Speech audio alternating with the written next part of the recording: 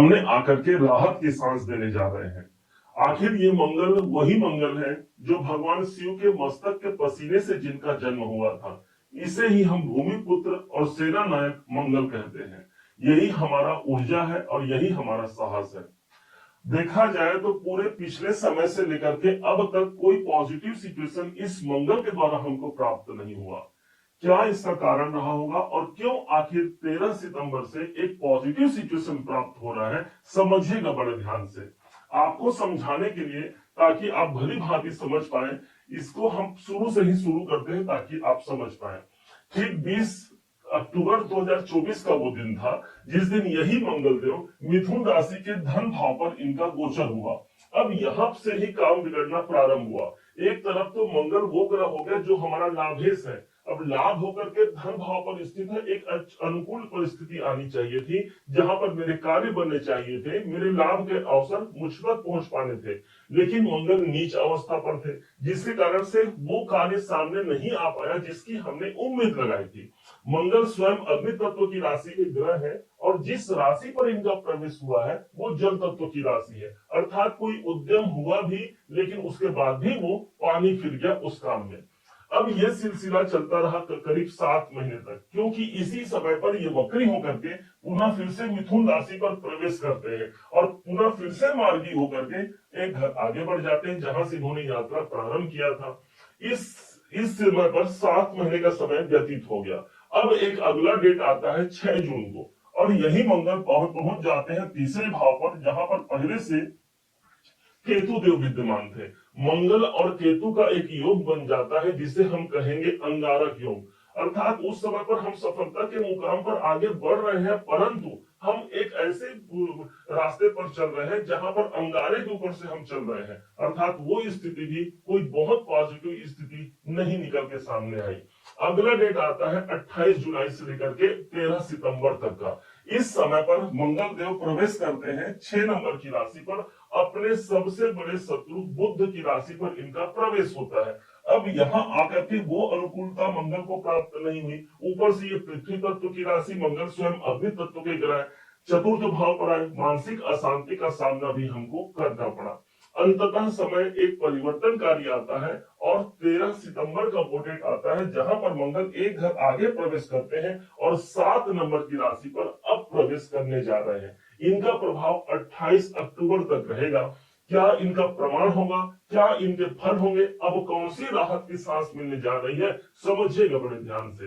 पंचम भाव पर मंगल है, इसलिए यही मंगल आपके लाभेश है। ये मंगल जब हमारे पंचम भाव पर रहेंगे तो संतान से जुड़े हुए हमारे काम आगे बढ़ेंगे। संतान को लेकर के कोई समस्या चल रही है, उस समस्या से हमको निजात मिलता है। बहुत से लोग इस समय पर लाभ का वातावरण बनाएंगे, कोई नया प्लानिंग करते हैं, कोई योजना बनाते हैं और उस पर काम करते हैं। सेना अध्यक्ष ही आपके पंचम भाव अर्थात माइंड के भाव पर उपलब्ध है। अब यहीं से इनकी जो दृष्टि है वो पड़ती है ठीक हमको अष्टम भाव पर। विशेष बात यह हो गई कि जहां से ये दृष्टि प्रदान कर रहे हैं 10 नंबर की राशि, और इसी 10 नंबर की राशि पर यही मंगल उच्च के हो जाते हैं। अर्थात उनकी उच्चता का प्रभाव हमको ये मिलेगा कि कोई बाधा या रुकावट हमारे जीवन पर चल रही है, उस रुकावट से हम मुक्ति मिलते हैं। यहाँ मंगल को हम सेनापति कहते हैं। मंगल हमारी एनर्जी है। अब वही एनर्जी हमको मिल गई हमारे रुकावट और बाधा को दूर करने के लिए। एक पॉजिटिव सिचुएशन रहेगा। जो लोग ऑकल्ट में है, ज्योतिष में है, या तंत्र मंत्र की साधना करते हैं, या रिसर्चर है, इन सब लोगों को विशेष परिणाम यहाँ पर मिलने जा रहा है। मंगल की दृष्टि अष्टम भाव पर है। अब यहीं पर इसी मंगल के पास जो अगली दृष्टि आएगी वो कहीं और नहीं, इनकम के भाव पर जा रही है। विशेष बात तो ये हो गई कि जिस घर पर इनकी दृष्टि जा रही है इनके स्वयं का घर है। अब कोई ग्रह जब अपने घर पर दृष्टि डालता है उस घर को वो बिगाड़ता नहीं। इसी हिसाब से हमारे कोई इच्छा अनुकूल कार्य पूरे होने जा रहे हैं। जिस राशि पर ये प्रवेश किए वायु तत्व की राशि है, इसलिए अब अग्नि को जलने के लिए क्या चाहिए, अग्नि को जलने के लिए हवा चाहिए। अब वही ऑक्सीजन इस मंगल के पास है, अर्थात कोई लाभकारी अवसर हमारे निकल के सामने आते हैं। कोई पेंडिंग काम इस समय पर आगे बढ़ता है। कोई कैरियर से जुड़े हुए यदि हम बाधाएं फेस कर रहे हैं, उन बाधाओं से आगे निकलकर हम उस लाभ तक पहुंच पाते हैं जिस लाभ की कामना हम कर रहे हैं। यही नहीं, अब इस मंगल के पास एक दृष्टि और है और वो है इनकी 8वीं दृष्टि। और आठवीं दृष्टि से ये सीधे प्रदान कर रहे हैं 12वें घर को। 12वां घर वो स्थान पंचम से 12वां दिखा रहा है ना, तो इसलिए हम विदेश में रहते हैं या विदेश से जुड़े हुए कोई कार्य करते हैं, वहां से हमारा माइंड वहां जाता है। कोई इंपोर्ट एक्सपोर्ट से जुड़े काम कर रहे हैं, हमारा माइंड वहां जाता है और वहां पर हम काम करते हैं। न सिर्फ वो काम करते हैं बल्कि हमको ऑलरेडी लाभ भाव का तो प्रभाव मिल गया। 10 नंबर पर इनकी दृष्टि आ ही गई। 10 नंबर की राशि काल पुरुष की कुंडली में कर्म का होता है और मंगल हमारा साहस है, हमारा कॉन्फिडेंस है। इसलिए बहुत से रुके हुए कार्य इसी समय पर अचानक से परिवर्तन होने का अवसर सबसे ज्यादा प्रभावी होकर के देखने को मिलेगा। अब मन में ये शंका आ रही होगी कि भाई 28 अक्टूबर तो चलो मंगल है यहाँ पर, उसके बाद क्या होगा? तो बता दें आपको, इसके आगे का सफर भी मंगल के लिए एक पॉजिटिव सफर होगा। क्यों होगा समझिएगा। जैसे ही मंगल अभी 1.5 महीने बाद 28 अक्टूबर के बाद अगले 1.5 महीने तक ये छठे भाव पर आ जाएंगे।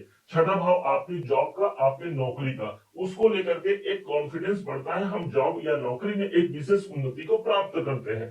क्योंकि ये अपने स्वयं की राशि पर रहेंगे, इसलिए इनकी शुभता में वृद्धि रहेगी। फिर सप्तम भाव पर आएंगे, अपने मित्र की राशि, गुरु की राशि पर आएंगे। पुनः फिर से अगले 1.5 महीने में ये अष्टम भाव पर जाएंगे, लेकिन यहाँ पर ये अपने उच्च के पोजीशन पर रहेंगे। इसलिए देखा जाए तो यहाँ पर अगले आगामी 6-7 महीने को भी देखा जाए तो मंगल एक पॉजिटिव सिचुएशन पर है, जहां पर बहुत से रुके कार्य हमारे बन रहे हैं। बहुत से ऐसे कार्य जिसको हमने छोड़ दिया था, उस पर काम करना, उस पर हम लग रहे हैं और एक नई उम्मीद को लेकर के ये मंगल अब राहत की सांस देने जा रहा है। उम्मीद है आप सबने इसे समझा, आप सबने इसे जाना। यदि आपने इसे समझा है, जाना है, मेरे समझाने का प्रयास यदि आपको सार्थक लगा हो, मेरे समझाने का तरीका यदि आपको सार्थक लगा हो, तो हर बार की भांति इस बार भी अपना प्यार भरा लाइक और कमेंट करना कभी मत भूलिएगा। और हाँ, यदि अभी तक आपने चैनल को सब्सक्राइब नहीं किया है, सब्सक्राइब जरूर कीजिएगा। पुनः एक बार फिर आप सभी का दिवस बहुत मंगलमय हो, इन्हीं शुभकामनाओं के साथ। जय श्री राम।